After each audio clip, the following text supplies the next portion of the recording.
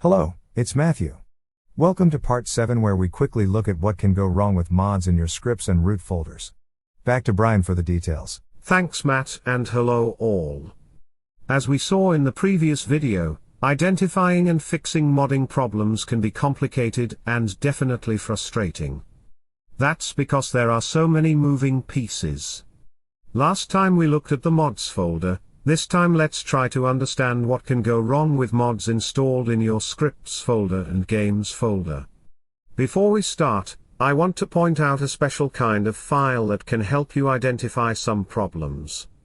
These are the log files. They aren't always easy to understand, but with experience they'll help you spot glaring issues. This could be a file not found or not loading. As an example, let's take a quick look at the ASI loader log. We can clearly see what has correctly loaded. So what can go wrong here? Well, for starters, as we discussed in the last video, some of your mods might be outdated or conflicting with other mods. Each GTA5 update can break mods.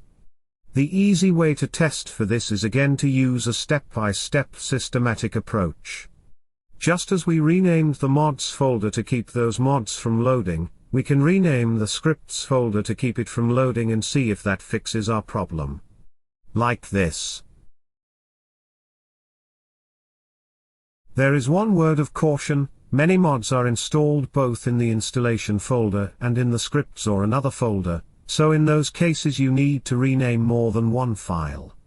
It doesn't matter what you rename the scripts folder to temporarily disable it. A similar approach is used with the mods in your root or game folder, but with ASI files, you need to change the extension to keep them from loading. Like this. If you forget what files were installed by a specific mod, go back to the instructions that were packaged with the mod. They will tell you exactly what was installed. Another suggestion is to look at user comments on the mod download page to see if others are encountering issues. In the next video we will look at the most common mistakes that beginners and even advanced users make and how to avoid them.